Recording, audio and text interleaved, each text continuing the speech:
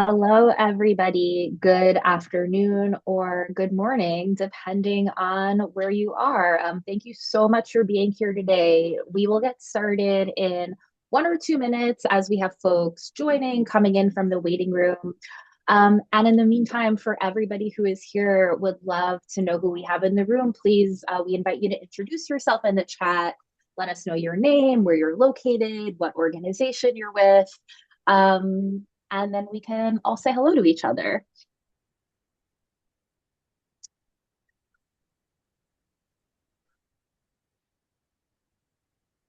All right. So good to see everybody here. Nice to see some familiar and some new faces in the room. We have Boise, we have Oregon, lots of Northwest representation, some new partners. Work for America team is here. So any questions for the Work for America team? Now is a great time to get those out there. Norfolk, great to see some cities that we have in our Talent Accelerator program, a different Work for America program that we have focusing on hiring process improvement. So happy to see you all here today. DC, Louisville, Kentucky, Albuquerque. Yes, shout out Talent Accelerator. That is amazing.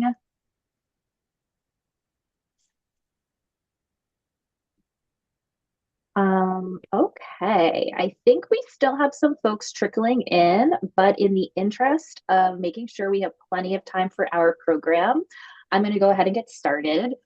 Thank you all again so much for being here. Welcome to today's event, Competing for Skilled Trades, How Baltimore and Columbus Are Reimagining Public Works Hiring. I'm Schiffer Goldenberg. I am the Chief Program Officer of Work for America. And we are a nonpartisan, nonprofit organization rebuilding the talent pipeline into state and local government. And we do that through a number of programs. We work to directly connect talented professionals to public sector roles, help governments modernize how they recruit and hire. And we work at a cultural level to help inspire the next generation of public servants to see government as the most powerful place that they can drive progress for their communities. And stick around till the end of the event. After the panel, I'll share a little bit more about how you can get involved with Work for America. But for today, one way that we help is to seek out stories of public sector HR leaders who are making real change, who are showing it can be done. And so that way we can celebrate their success and share their strategies with others around the country. So that's why we're here today, to speak to two leaders of public work agencies in the cities of Baltimore and Columbus, and to hear about their approaches to one of the major challenges facing public sector workforces across the country, recruiting for skilled trades roles. I know that whenever I speak to mayors, HR directors, other leaders around the country, and I know this is true for many of my colleagues that Work for America as well, when we ask them what is the biggest recruitment challenge they're facing, without fail, what comes up is public works. Skilled trades, maintenance workers, people with commercial driver's licenses. These are exceptionally critical to cities delivering on their commitments to their residents, and they're hard to fill. More than half of state and local government HR managers report that the number of vacant positions for roles like engineers and maintenance workers still outnumbers the number of qualified applicants they're seeing.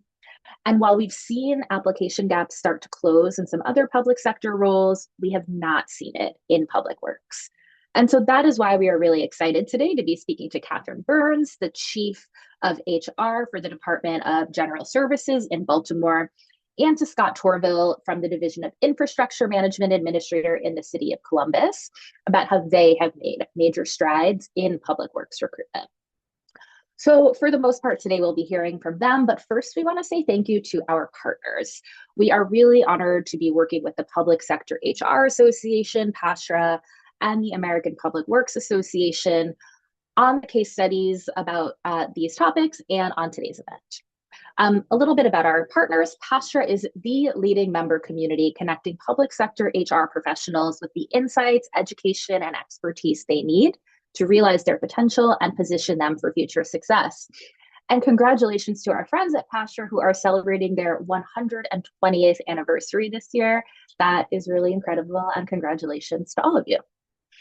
We're also happy to be partnering with the American Public Works Association, APWA. APWA serves professionals in all aspects of public works, which sets it apart from other organizations and makes it an effective voice for the field. APWA supports those who operate, improve, and maintain public works and infrastructure through advocacy, education, and member engagement. And we are excited to share that May 17th to 23rd, so next week, is National Public Works Week. And this year's theme is Rooted in Service, Powered by Community. So today's event is coming at the perfect time. Speaking of APWA, I'm really happy now to introduce Corinne Watts, Career and Workforce Development Manager at APWA. In that role, Corinne works alongside the Workforce Development Committee to develop strategies to address skill gaps and support career development in the public works sector. Corinne has 20 years of experience as a workforce development professional, where she's done lots of work planning, analyzing, implementing, and evaluating workforce development programs. And we have Corinne here with us today to give some national context on the topic of public works recruitment that we'll be digging into with Baltimore and Columbus in just a few minutes. So welcome, Corinne. Thank you, PSHRA. I appreciate that introduction.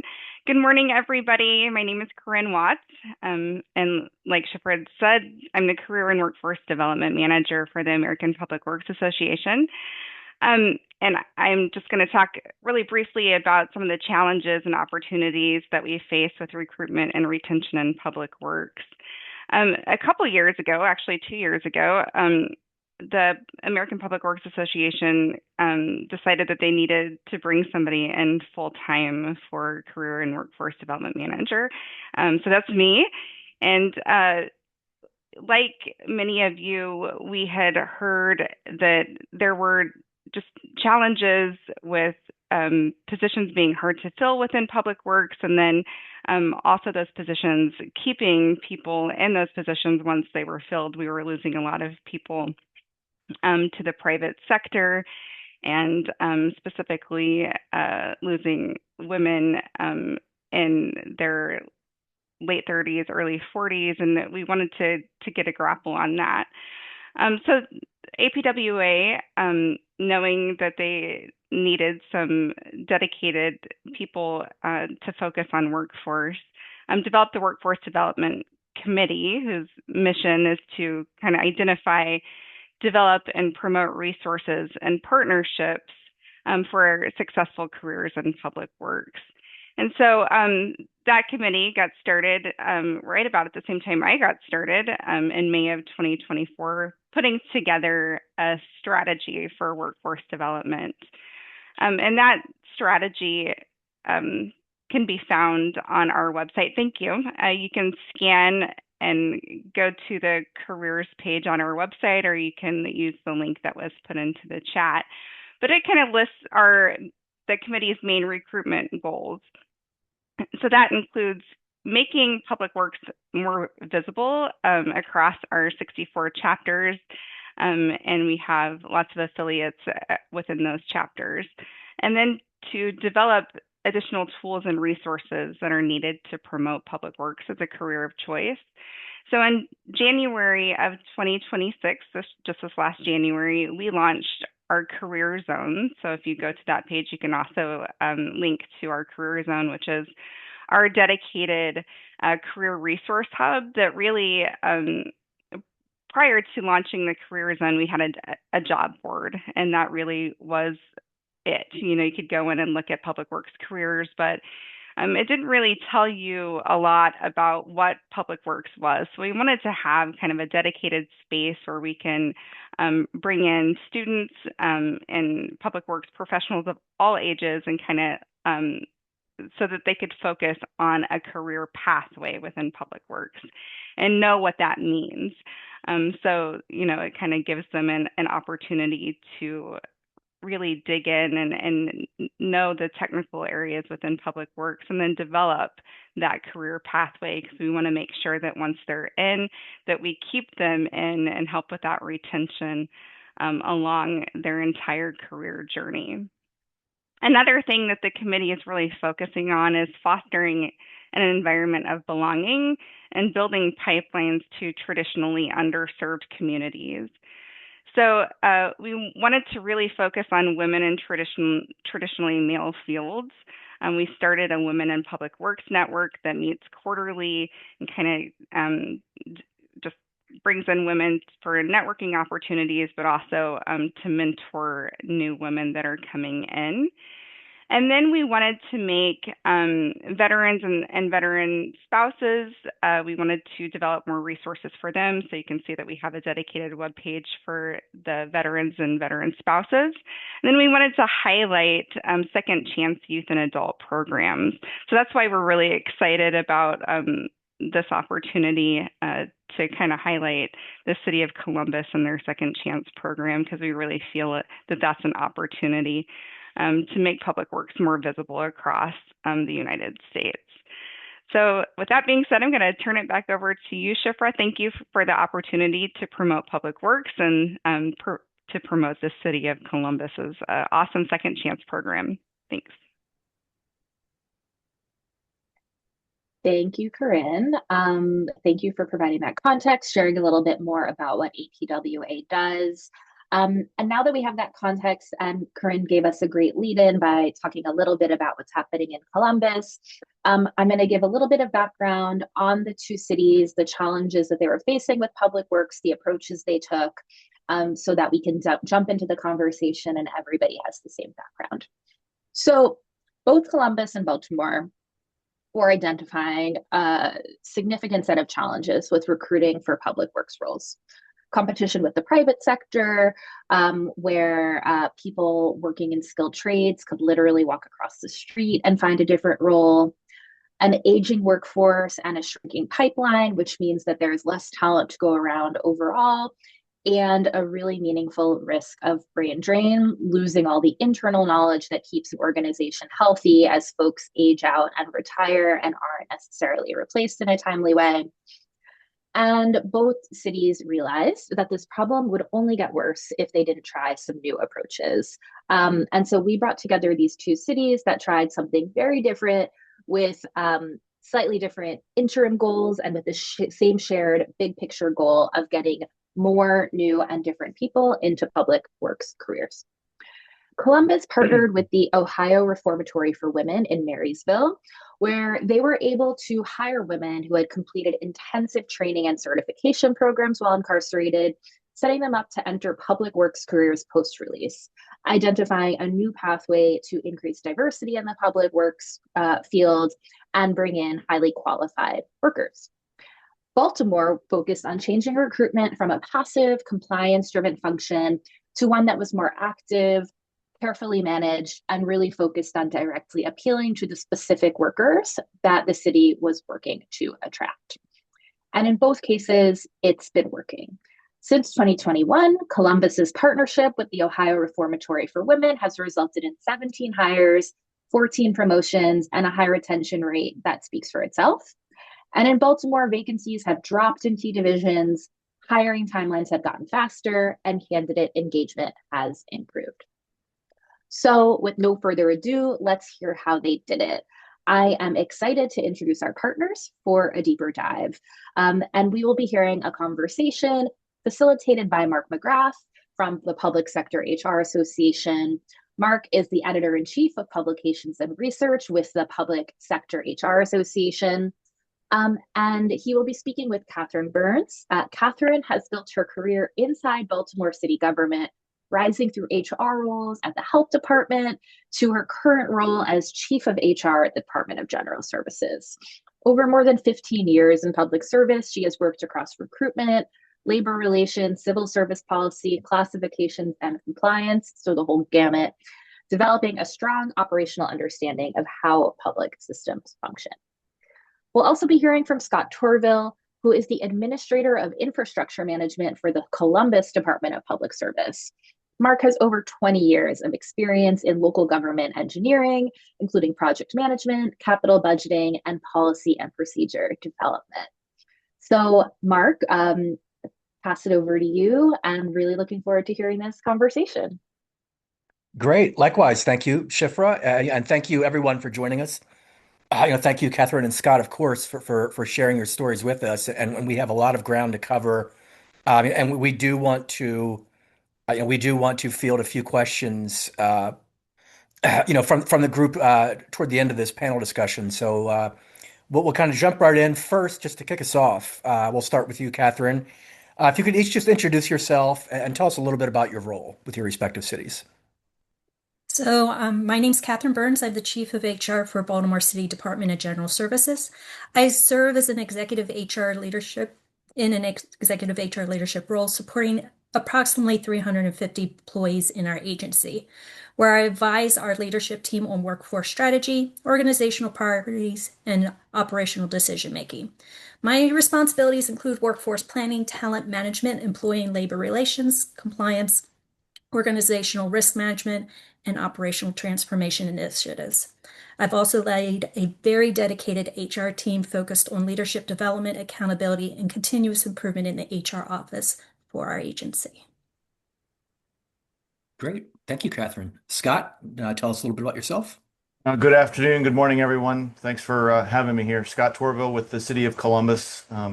Our Department of Public Service has about 800 employees spread primarily across 5 divisions, one of which is infrastructure management. I have the privilege to lead that division as the administrator. Our work team here includes a long-range planning engineering section, which are the men and women who inspect all the bridges and do all the bridge engineering, all the pavement maintenance planning. So what streets are we going to resurface when? We have a small team that helps manage right-of-way if there's excess right-of-way that we need to sell. And then the largest part, and that what really kind of applies to what we're going to talk about today, is our street maintenance group.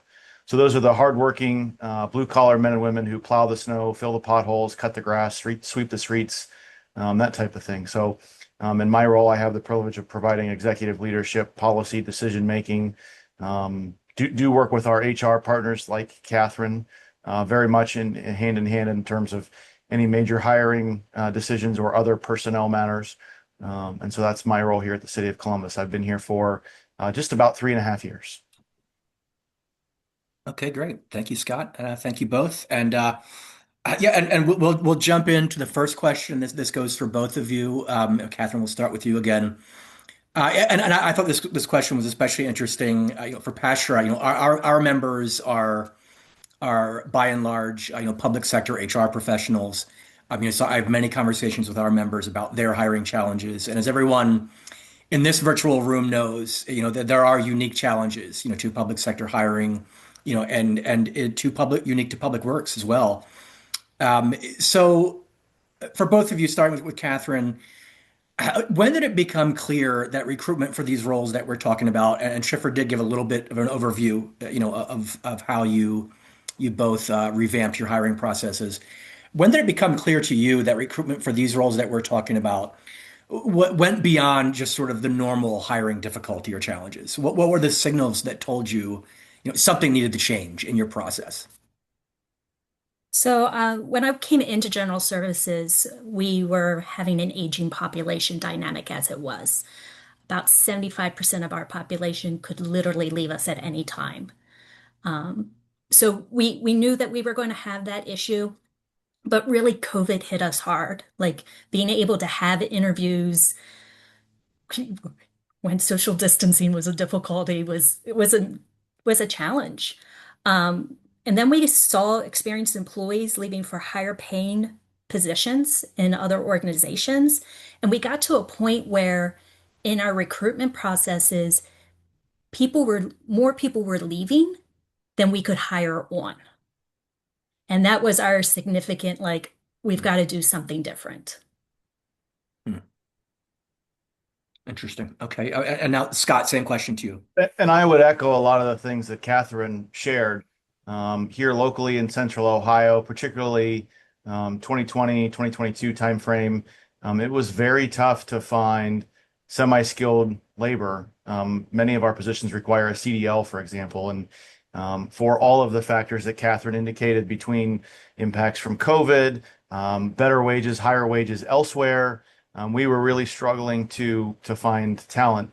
Additionally, a lot of the credit for our program, our partnership with the Ohio Reformatory for Women, goes to our prior public service HR officer.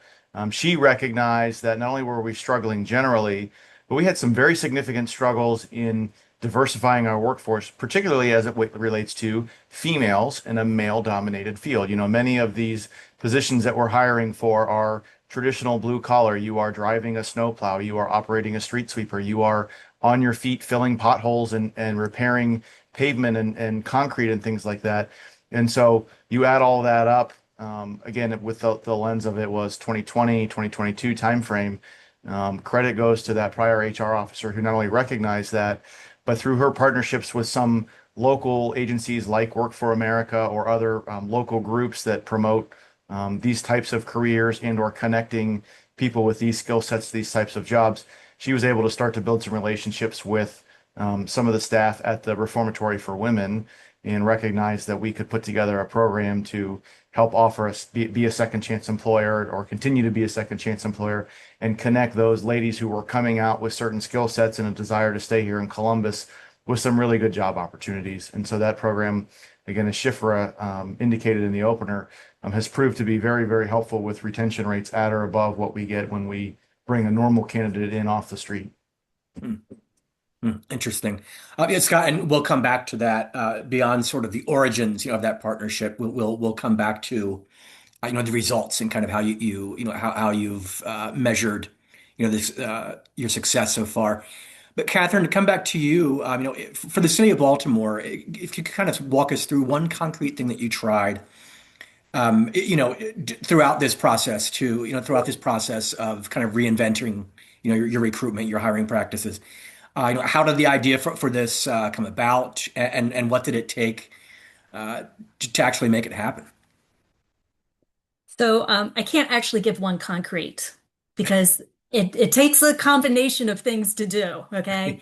So, for example, my fleet leadership team, they started back in re-engaging the schools to start pulling that pipeline of young individuals back in. So we actually work with our local high schools, and they get to spend half the day in their classroom setting and another half with us. So what teenager doesn't like being able to do what they love and also gain money for it? So it was a good partnership relationship. And we had that pre-COVID, but it was nice to be able to start that program back up.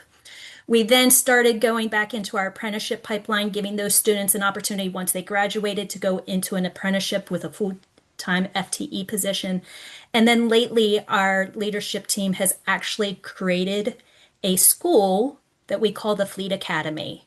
And that is another pipeline that DGS puts a trainer in that environment, starts educating those individuals so that we have an additional pipeline.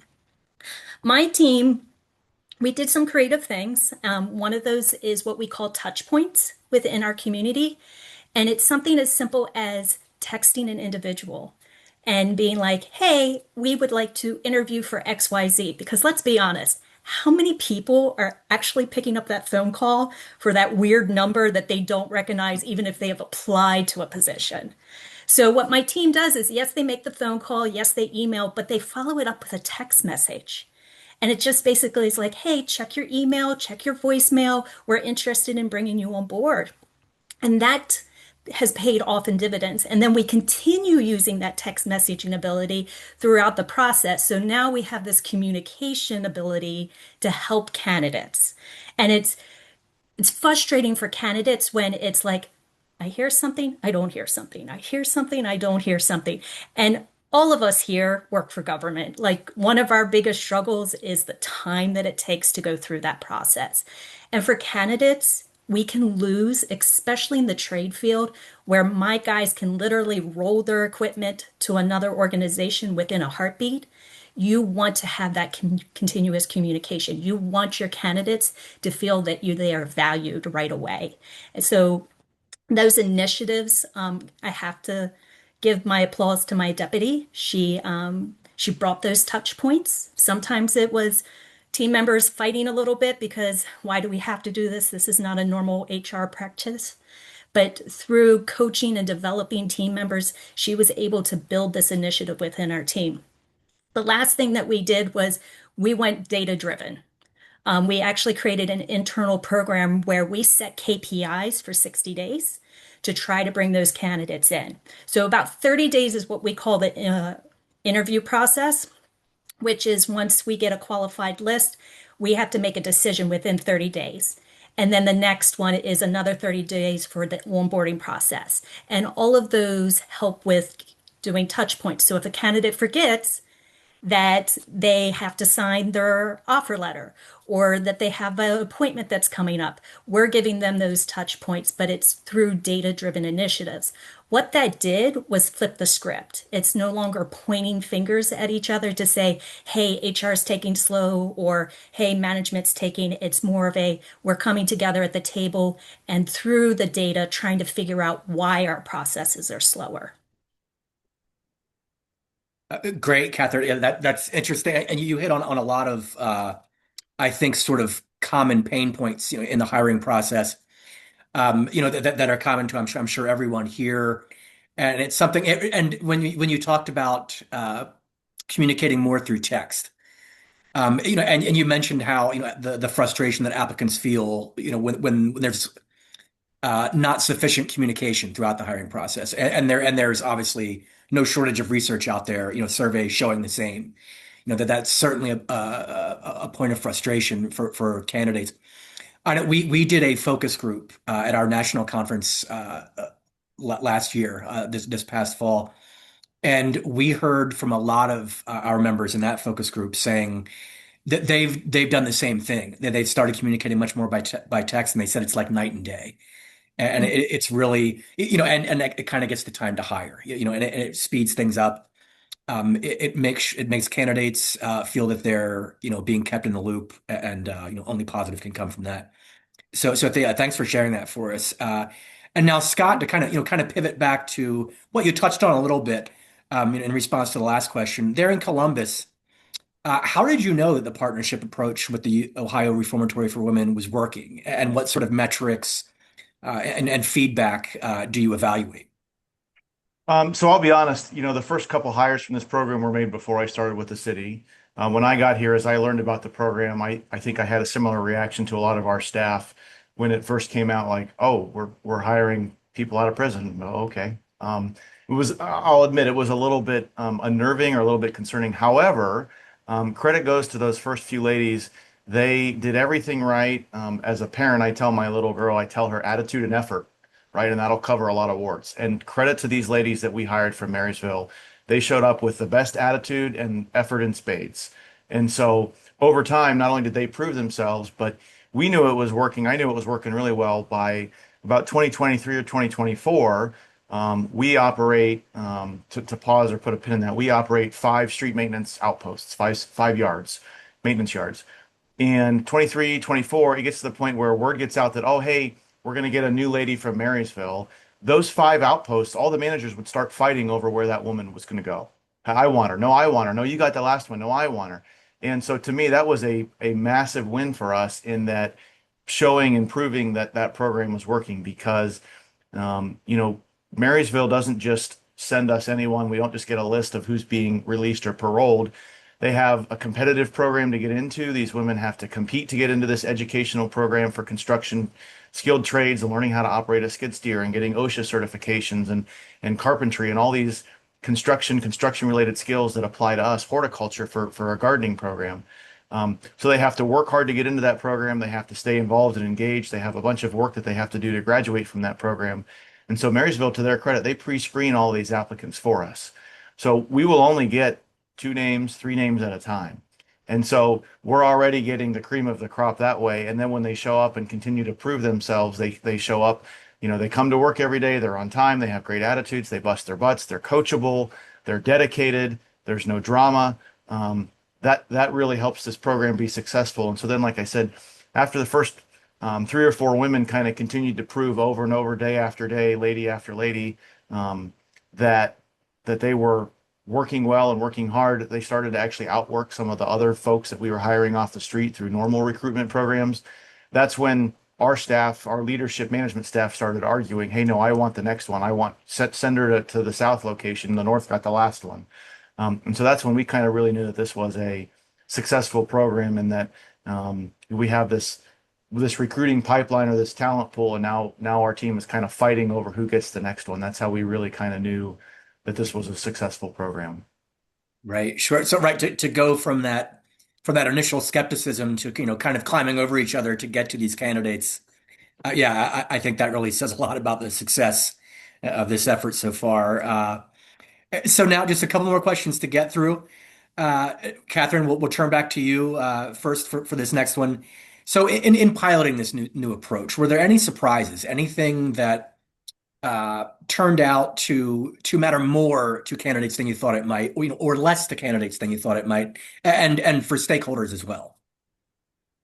No, it's one of those things where nothing can be surprising when communication goes up, like you said previously about um, taking a pulse on us HR practitioners and what we're doing out in our field and knowing that communication is critical. So nothing that really came out surprising. It was just making sure that we partnered with our pipelines and making sure that we communicated with our candidates. Um, and making sure people knew that they were wanted and appreciated Right, in this field. right, right. And Scott, same question for you.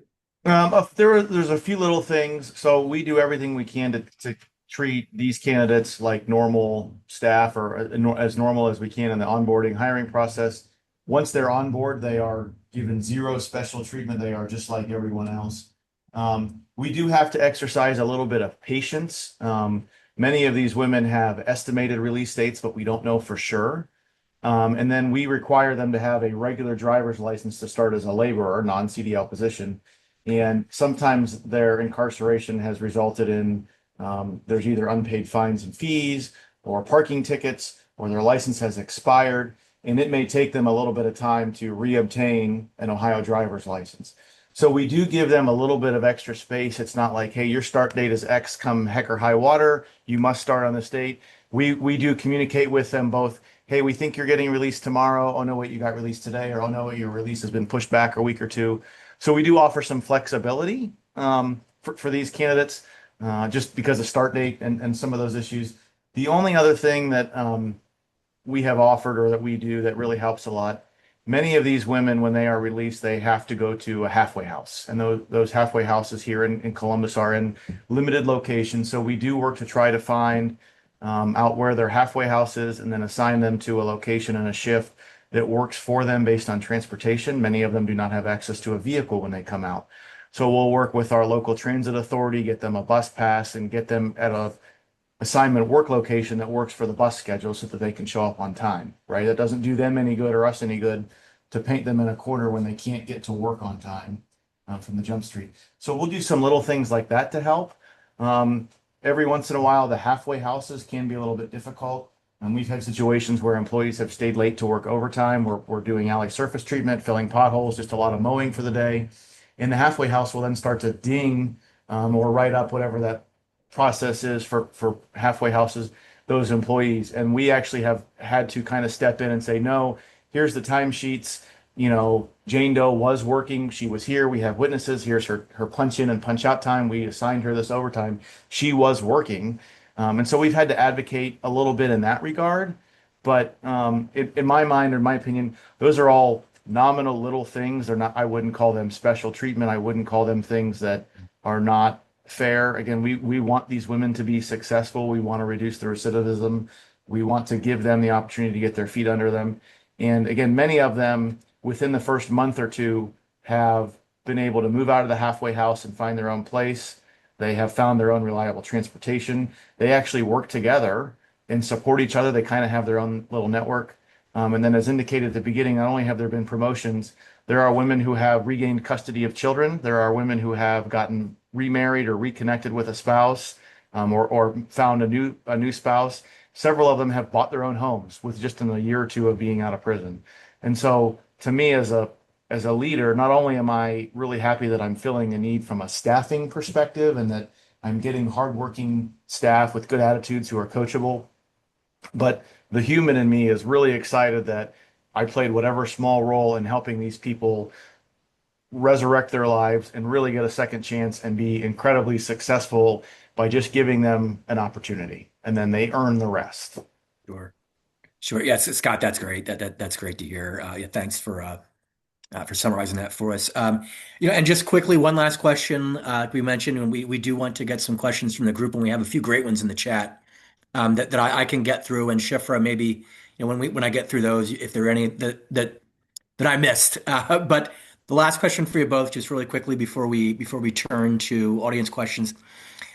Just one piece of advice. If someone sitting here with us today is struggling with the same sort of challenges that you've outlined here, what's the one piece of advice you'd send them home with?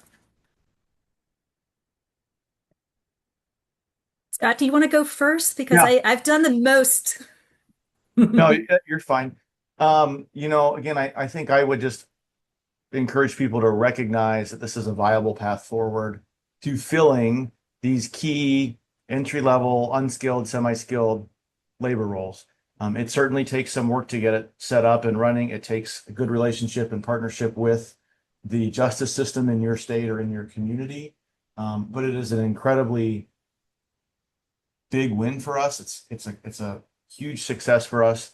And again, you're not wrong if you have a little trepidation or nervousness, anxiety about it at the beginning, but for us, at least it has proven to be tremendously successful and something that we are excited about continuing to do and continuing to have in our pockets as a talent pipeline for us.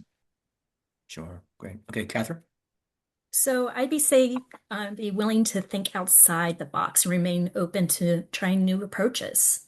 I give this example in my organization about like a firefighter or one of us, and we're in a fire, and the door's stuck. We can't get out, but you have an opportunity to find the window to escape, and it's that creativity to look for a different way and think outside the box.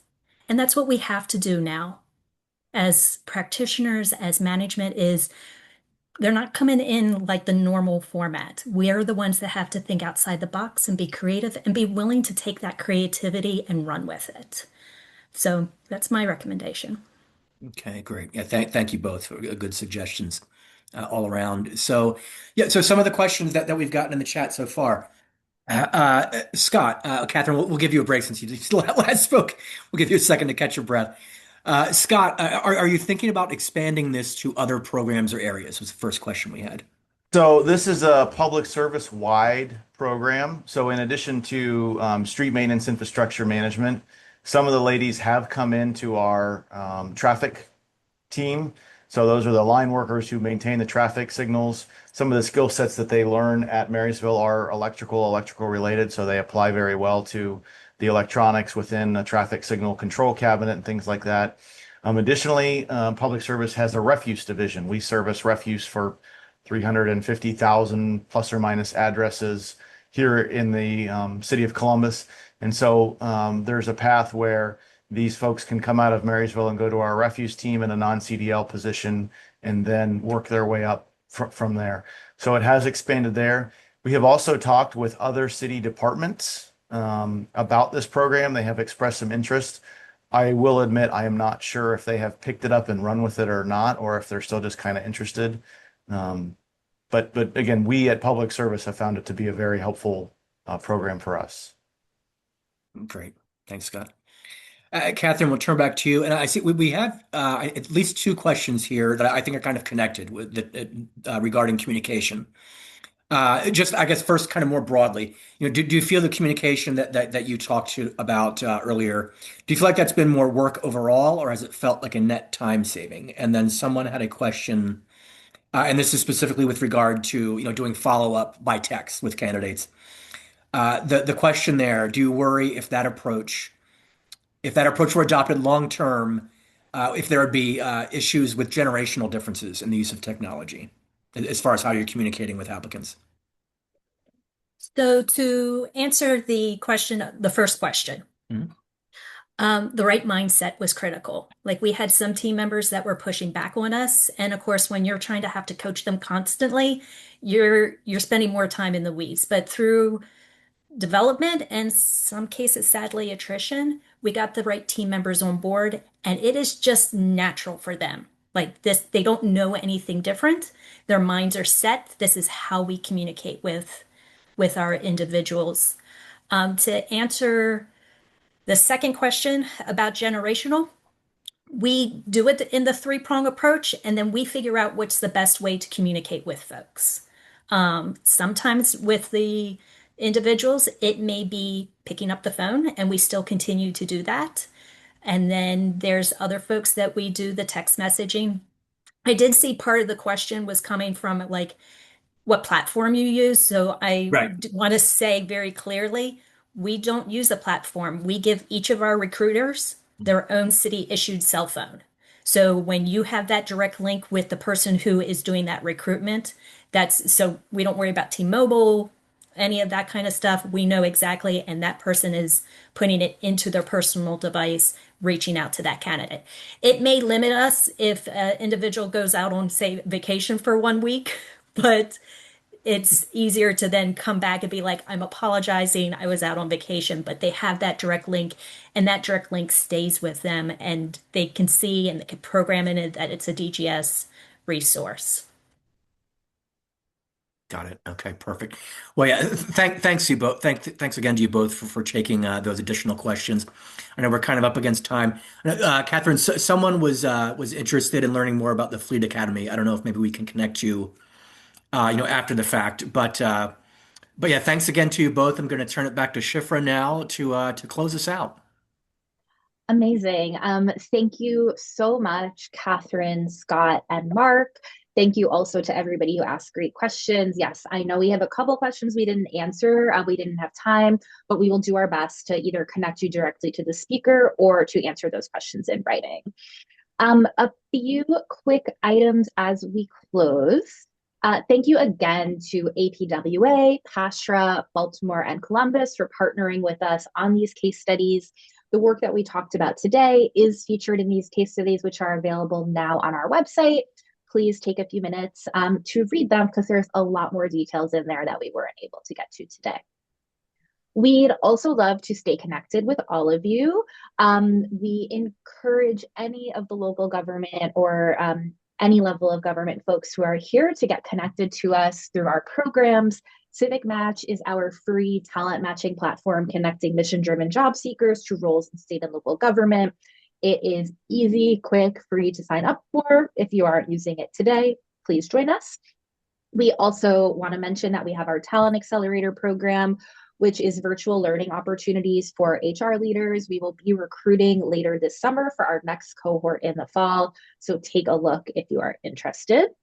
And finally, we have another event coming up on June 3rd about our From the Front Lines report that came out last month.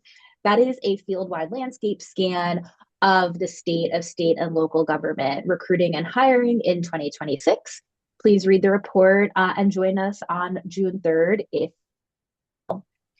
And last but not least, we would love to hear any feedback you have on today's event. We have a very quick survey, which we will drop in the chat, and we will also send out to you this afternoon. And that is all of our housekeeping. So just want to close again by saying thank you to our case study participants, to our partners, and to all of you for being here today. Appreciate everybody taking the time out of your busy days. Thanks, everybody.